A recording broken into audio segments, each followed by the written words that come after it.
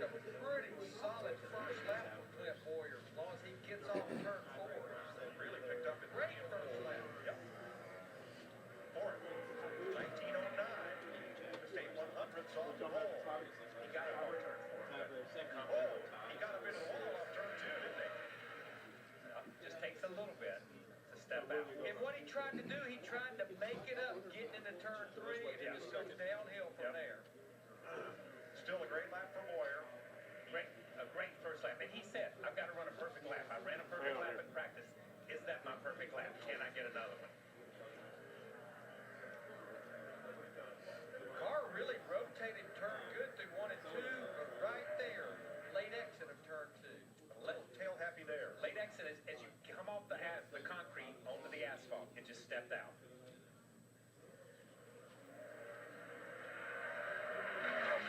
He was going for it. Foot was in throttle. Never heard him check up when he went by the camera. Maybe a little cosmetic damage, not much. Coming up, Travis Quapple.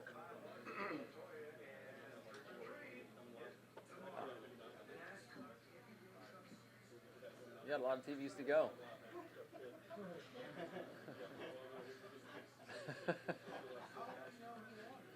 Right?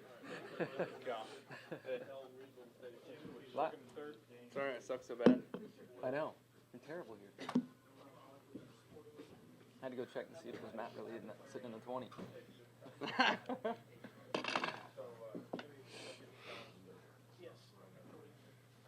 Is that what you asked him? Yeah. Let me see, is that you in there? That's funny. He was mad about his first lap. Okay, let's roll right into our post-qualifying for Sunday's 65th annual Goodies Headache Relief Shot 500 powered by Kroger NASCAR Sprint Cup Series race here at Martinsville Speedway. And our second fastest qualifier was Jimmie Johnson. Third. Third fastest? He got second. Oh, my bad. No, you're second. I can't. We tied. We did? Yeah. Hey, you tied. Sweet. So you get It said second. 3 out there. He wanted third because he wanted to be on the inside. You get second. Man, Jim. I kicked your ass. You're damn Yeah. right. Jimmie Johnson is second fastest, and he drives the number 48 Lowe's Chevrolet. Kyle Busch, although they ran identical times, will line up in the third slot. He drives the number 18 M&M's Halloween Toyota. Jimmie certainly being up front there, I'm sure you wanted that number 1 spot, but number 2 position here at Martinsville. Maybe just talk about your car after practice and then after qualifying, how you think things are shaping up. Yeah, it's been in practice. There was a little bit of work to get things where they needed to be, but we found some direction at the end and made some good adjustments for our Q run there. I felt like I had a good last lap, although it wasn't the most efficient and smoothest lap. So I felt like I had a chance to maybe slide down to 5th or 6th or something as the session went on. But I think the conditions were pretty tough for everybody. Saw a lot of guys slipping and sliding around, and evidently our lap wasn't all that bad. So we'd love to do 1 spot better in that first pit box. You know, it's man, it's nice being down there, but we didn't get it.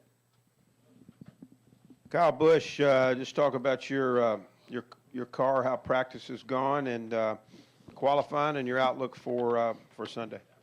Yeah, I think Jimmie hit the nail on the head there. Obviously, qualifying was a little bit different, but we liked our car in practice. We felt pretty good about it. The M&M's Camry unloaded strong, and seemed to be fast off the truck, and made some good qualifying runs, and showed some speed there as well. So, real proud of the effort to. I think it's my best ever start. So whether it's second or third, I don't know. Maybe there's an asterisk that goes next to it, but it's fun to qualify well here. It's also so demanding. You got to hit everything just right in order to qualify up front here, and this was probably the best time I've ever hit it right, and I was just a little bit short. So not too bad, but more to do tomorrow, and looking forward to Sunday. The tiebreaker comes into play on that, Kyle. That's all right. When it's identical times. Maybe I had the better average. I'm not sure. We go to the rule book. So anyhow, let's take. Political, Gary. What's that? Keep it politically right, Gary. Let's take questions for Jimmie or Kyle. We'll start with Jim Utter, and then we'll move along. Go ahead, Jim. Jim Utter, Charlotte Observers, for both of you. Should it be any surprise, or is this kind of a signal of what's to come that everyone who still is pretty much in contention for the championship is go to a track with close quarters. You're going to find yourself around each other to start this race.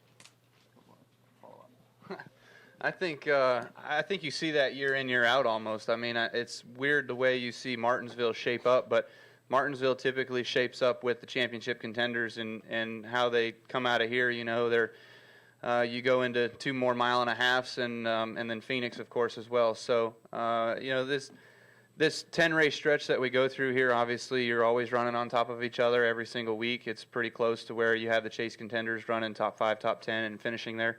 And, you know, Martinsville, you know, you look down the line of the garage area, you see the 2, the 48, the 20, the 18, 29. You know, you start seeing guys that run well at Martinsville. It's kind of weird, but you just see it, and you kind of see it as it progresses backwards. That's sort of how the race typically plays out here, with a few exceptions. But, you know, that's how I see it. So, no doubt we're going to be racing in close quarters all day Sunday, and I got the best shot of Jimmy's left rear getting into 1. You know, when we get to the chase and then to the end of the chase, you've got to expect the best out of everybody. And it's not a surprise, and I almost want to say it's cool to see that each year when it gets down to crunch time, that the guys racing for the championship continue to rise up and put on a great show. If you look at what Tony did a few years back and rallying back, Brad and I had an awesome battle, you know, through the closing stages of last year's championship. This year, you know, everybody that has a shot is in there and going to be competitive. So I think it's pretty cool that everybody rises up. Now, it makes for some stressful nights, and it's not real easy to mentally prepare for all this stuff because you know you're going to have to be on your game and practically win the race if you're going to pull any points on anybody. You know, I think that's the way that the rest of the season's going to go. We'll go with Tom and then back here to Damian. Okay, Tom. Hi, Tom Jensen, FoxSports.com. This is for Kyle. Denny was in here a little while ago, and somebody asked him about pressure and fun. And he said, the guys running up front are the ones having all the fun. Ask them about them. So I'm going to ask you, Kyle, are you having more fun this chase than you've had before, and how do you assess your chances for the remaining 4 races?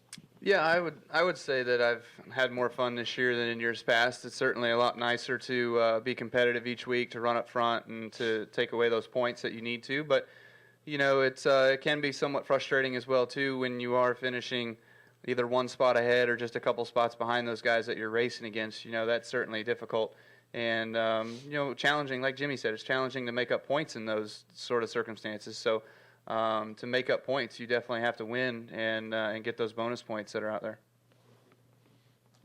Let's go here to Damian. Go ahead. Damian Sorrell at Lynchburg News and Events. This is for both of you. Kyle, you just spoke recently of the bonus points, and we've seen the last 2 weeks with Brad and Jamie winning that the chase drivers haven't been able to get maximum points with the win, leading most laps.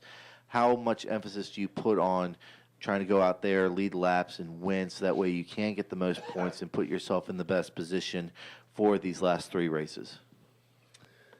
Well, I mean, if you could wave a magic wand, you would, and, you know, say that you're going to be the guy that's going to win the race every Sunday, but that's not possible. So, you know, you just continue to work hard. You continue. It comes through preparation. I think it comes through the week. It comes through, you know, the guys in the shop and getting the race cars prepared, coming to the racetrack, unloading fast right off the truck. I think that has something to do with it. And, you know, so it's just a matter of being able to put it all together. And there's so many different circumstances that come into running well each and every weekend that, you know, one little thing can go wrong and derail your whole chance of whether it's winning or whether it's top 5ing or top 10ing. You know, it's certainly those are the finishes that you need. And, you know, when it comes down to crunch time, you're racing against some of the best, and if not the best out there, and you've got to be able to perform. Go ahead, Reed. Reed Spencer with NASCAR Wire Service. Jimmy, are you at all nervous being surrounded by the 3 JGR cars? Yes. I wasn't until Kyle got so excited. No, maybe I should be, but not as of now. We'll all race hard, I'm sure, but we've all been, at least so far, been in a lot of situations with each driver, been able to race hard and take it right to the line but not cross it. Any additional questions? All right, Jimmy and Kyle, We'll see you back out here tomorrow, and congratulations on good qualifying.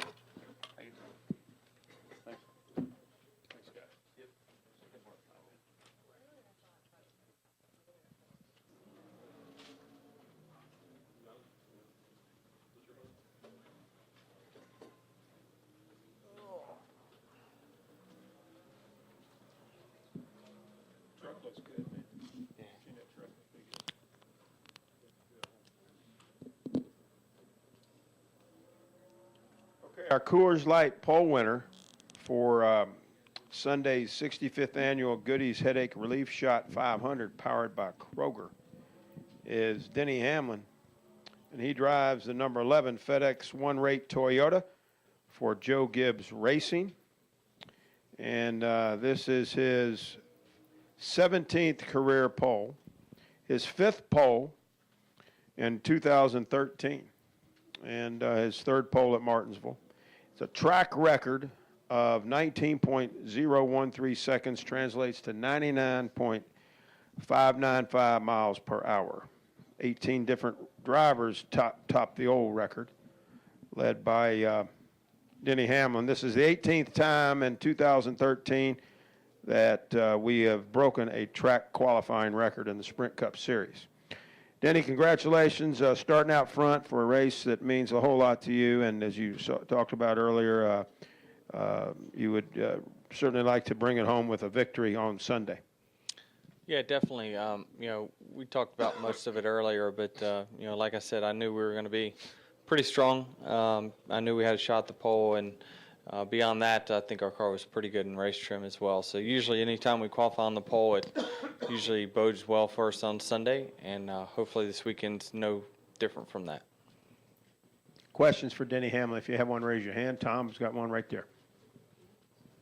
Hi, Danny. Tom Jensen, FoxSports.com. Congratulations on the pole. When you were in here earlier and a couple times before, I've heard you say that you're in R&D mode with the team. Will you be in a regular race mode on Sunday and not doing experimental things this time?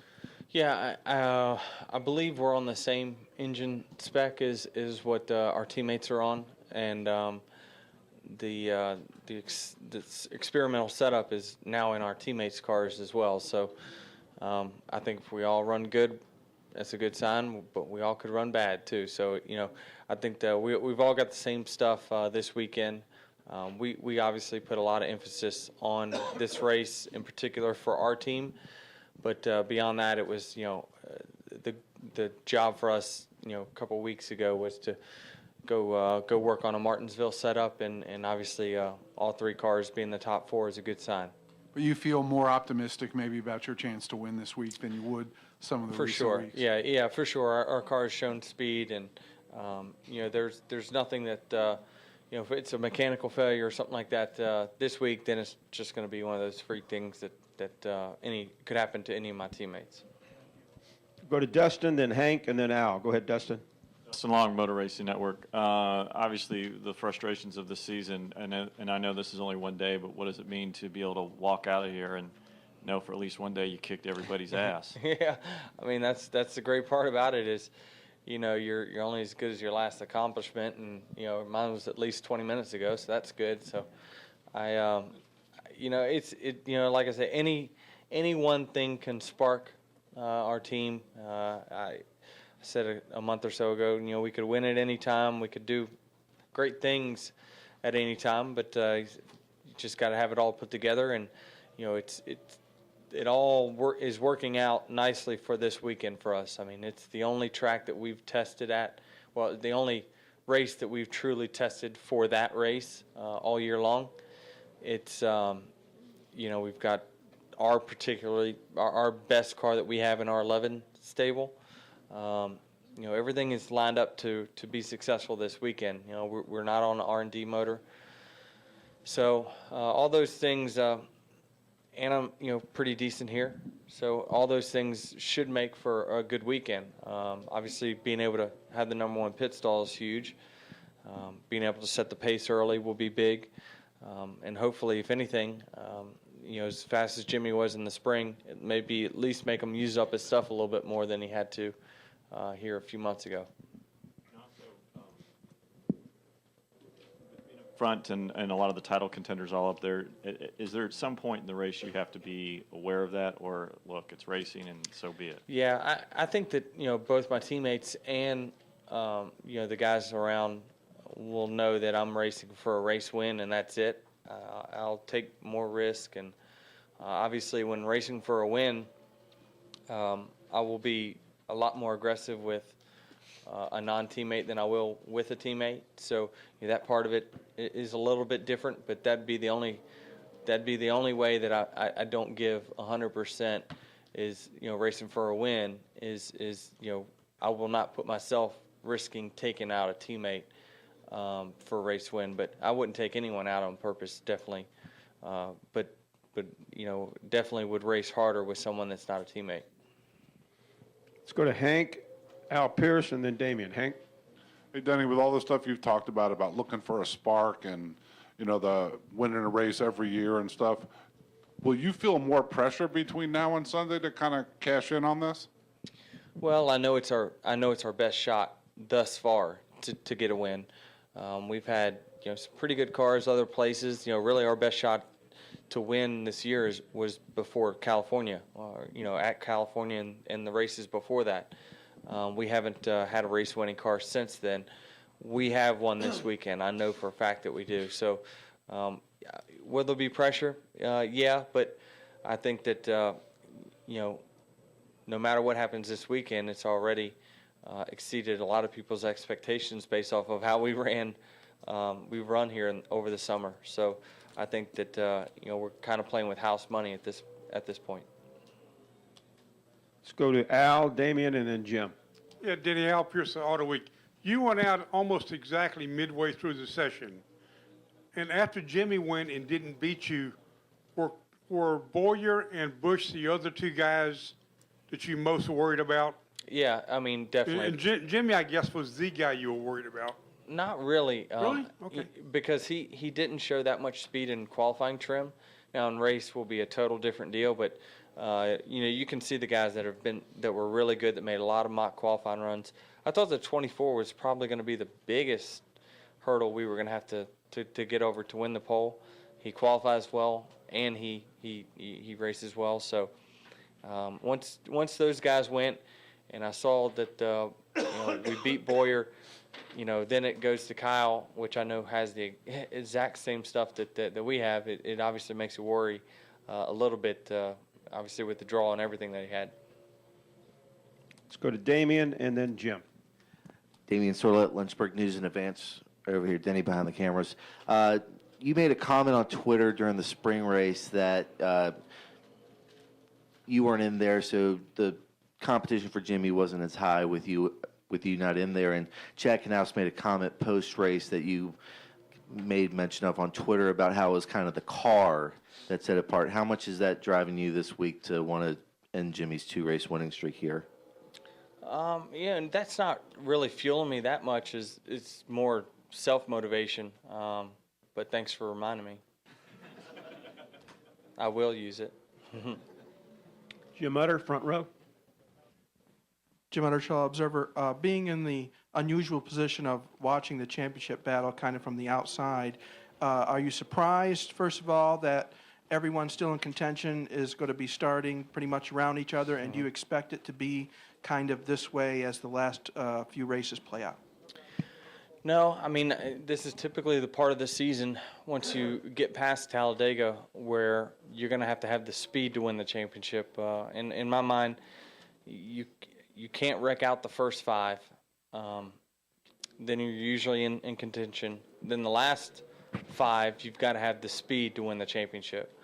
And I think that now you're going to start to see, in my opinion, those front 3 to 4 to 5 really separate themselves. I mean, they're going to be going all out. I think everyone else that either needs them to make a mistake or they need to win every race, you know, typically that kind of pulls your results back. So I think that those guys are going to stretch it out here, especially looking at the names up top. Those are all the best guys at Martinsville. So I think that they're up front for a reason. It's because they brought their best car here. They've studied this racetrack for a while. They know this is a great shot to win for every single one of them.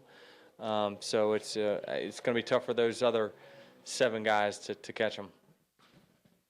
Let's go to Reed, and then we'll finish up with Tom. Go ahead, Reed. Reed Spencer with NASCAR Wire Service. You, Kyle, and Matt have Jimmie surrounded at the start. Is there anything you guys can do to make his life tougher without stepping over the line? You know, really, I could make his life tougher in the sense of, you know, setting a pace that he has to chase or something like that. If we can get our car pretty good in race trim, I think that you could force someone to push the envelope, to try. You know, obviously he's won many championships. He knows how to win them.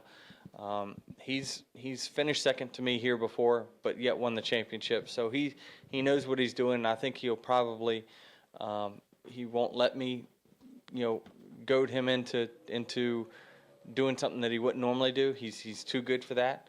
But obviously with the teammates, my teammates being right there on him, they'll probably be putting a lot of pressure on him to set a fast pace, because they're obviously going to have very fast cars themselves. They're going to have exactly the same stuff we're going to have. Finish up with Tom. Denny, Tom Jensen, FoxSports.com again.